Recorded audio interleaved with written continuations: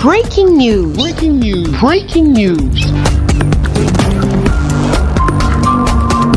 Cameroun, édition spéciale. Affaire de parcelles de terre en Ngouaekele, le torchon qui brûle entre les autochtones M20 et le ministère de la Défense. Merci de rester sur CNN. Breaking news. Breaking news. Ebon bamba beligi ya ba karmana melumina ma karmina akabani akabanga ligabani akayin ya tibla bo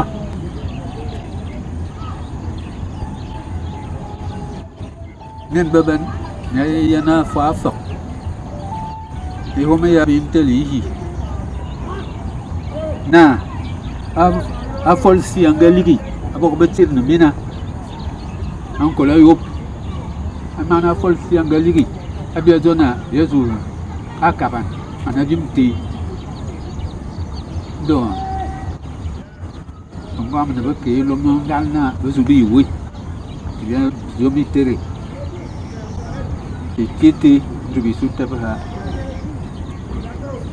na bi karmi ni baba do bi babu dia kibian dong dia tilba kala arabia ko ba dia zoze imora ko li tarenye da dana emin mi ayem ni bia emin mi ayem ma fa ma mesu amu mi ke ku e ko ma mesu ma zoban e ko ma mesu ma fialban e ko ma zamba a tikin tol un tol oui awa hakane tikin tol de dri wohi 35 hectares, c'est le surplus de terre que revendique depuis 40 ans déjà la communauté M20 au ministère de la Défense à Ngouaekele dans la ville de Yaoundé, capitale politique du Cameroun. L'affaire pendante depuis des années devant les juridictions. Après avoir pris connaissance du communiqué du ministre délégué à la présidence chargé de la défense et irrélatif qui précisait que la parcelle supplémentaire de convenance superficielle de 35 hectares non visée par la réquisition numéro 5712 est reversée dans le domaine national et fera l'objet de l'utilisation indiquée par l'arrêté. Les autochtones de Yaoundé, ressortissants d'M20, ont tenu ce 23 avril 2023 un droit de réponse pour manifester leur mécontentement et dire leur mal-être. Ces derniers brandissent des documents à l'appui.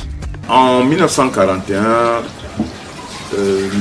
l'administration coloniale, sous la houlette du général Kounari, avait décidé de nous prendre 84 hectares. Bon, on peut appeler ça une DUP de l'époque. Donc, le général Kounari, pour motiver cette DUP, il prétextait que c'était pour former les tirailleurs qui, plus tard, devaient aller combattre avec les troupes françaises, auprès des troupes françaises en Europe. Donc, c'était pour les entraîner. Bon, ainsi de suite, le temps est passé. Le Premier ministre Amadou Ahidjo, avant qu'il ne soit président, avait pris sur cette DUP de 84 hectares, il avait demandé une réquisition de 6 hectares et 7 hectares presque pour faire le titre foncier de l'ambassade de France. Donc nous avons 84 moins 7, il reste 77 hectares. Quelques mois plus tard, 1961, je crois, oui. Quelques mois plus tard, il a décidé, toujours sur cette DUP de 84 hectares là, que le reste soit mis à la disposition de l'armée camerounaise pour faire son titre foncier. Donc 77 hectares. Mais en 1972, quand l'armée camerounaise va faire son titre foncier, va établir son titre foncier, ils vont établir le titre foncier sur 112 hectares. Bon. Il y a déjà dans l'assiette foncière une différence. C'est-à-dire que les 77 hectares ont été largement dépassés de 35 hectares. Alors, commencent des protestations, des revendications par nos parents. Nos parents ont commencé à écrire, ainsi de suite, ainsi de suite. Hein. Finalement, nous avons eu la possibilité de poser le problème au chef de l'État, qui a donné des instructions pour que cette situation soit arrangée. Et le feu préfet Tila avait ordonné une commission ad hoc. Il avait créé une commission ad hoc pour essayer de voir clair sur ce problème. Et il a demandé que le ministère de la Défense que le ministre de la Défense lui donne deux personnes pour l'accompagner dans cette commission ad hoc là. Le ministre de la Défense a désigné deux officiers, commandant Mbaké et puis Ongene, je crois, oui, Ongene, un lieutenant. Tous travaillant à la DDMI, à la direction des domaines et des infrastructures militaires. D'après ce droit de réponse qui se décline en 5 chefs, les riverains précisent que le périmètre de sécurité du quartier général a été clôturé depuis 30 ans.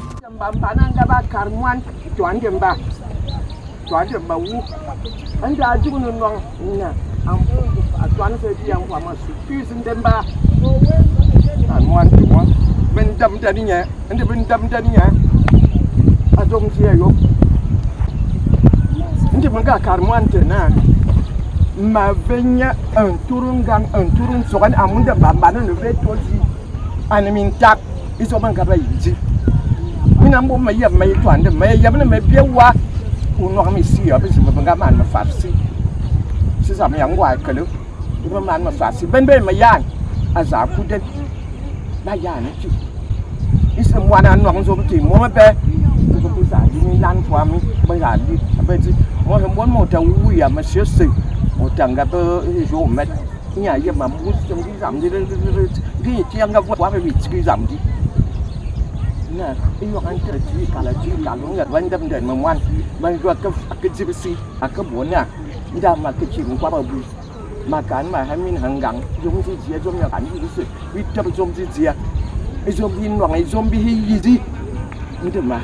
Il est donc curieux pour eux d'entendre aujourd'hui que ce périmètre se situe désormais en dehors de l'espace des deux clôtures. Il renseigne également que le prétexte sécuritaire évoqué semble n'être valable et pertinent que pour les parcelles couvertes par les titres fonciers appartenant aux autochtones et pas pour les autres parcelles déjà occupées. Il n'y a rien d'illégal dans tout ce qu'on a fait là.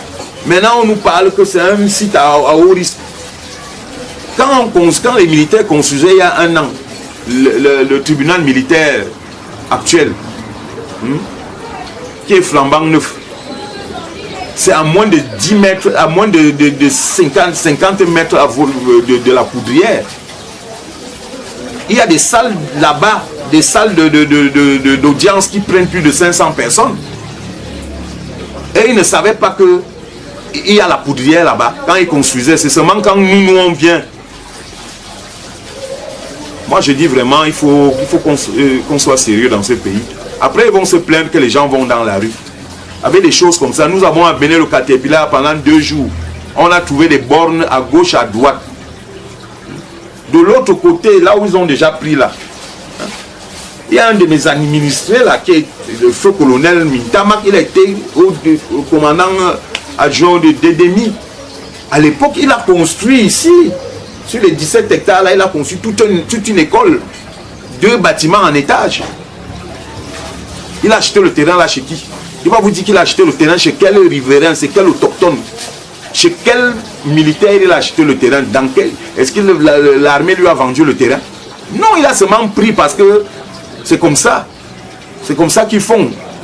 Comme ils sont gradés, ils arrachent. Et moi je dis, sans vouloir chercher des problèmes aux gens, nous appelons seulement les autorités de regarder, qu'on nous fasse asseoir, qu'on nous dise voilà, nous avons compris vos problèmes et tout, mais peut-être vous ne pouvez pas rester là-bas. Quand on trouve une solution, ce n'est pas qu'on vienne avec les militaires, avec des armes, on vient commencer à nous menacer, nous taper dessus, ainsi de suite.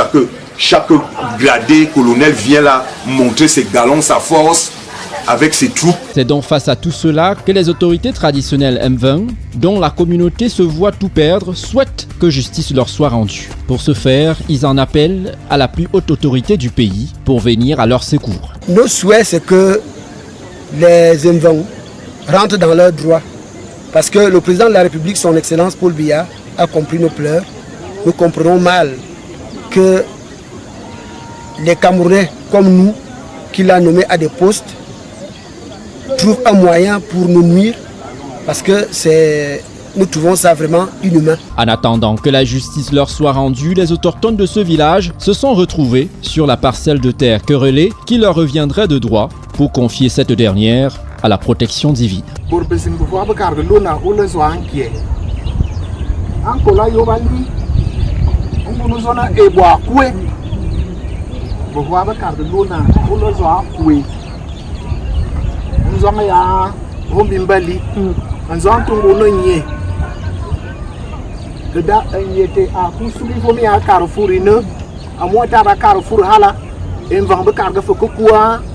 a station e connaissance e nye womte anawe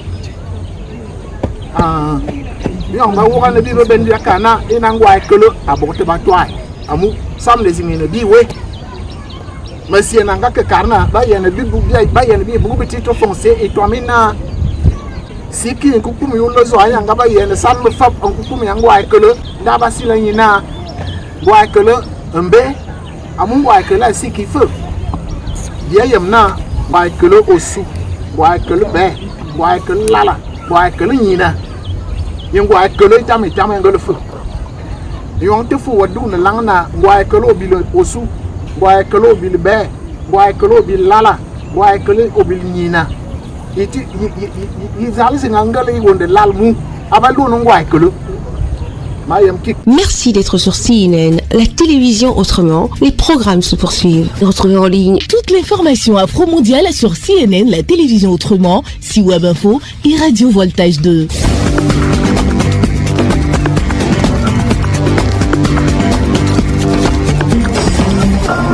Breaking News. Breaking news. Sur CNN.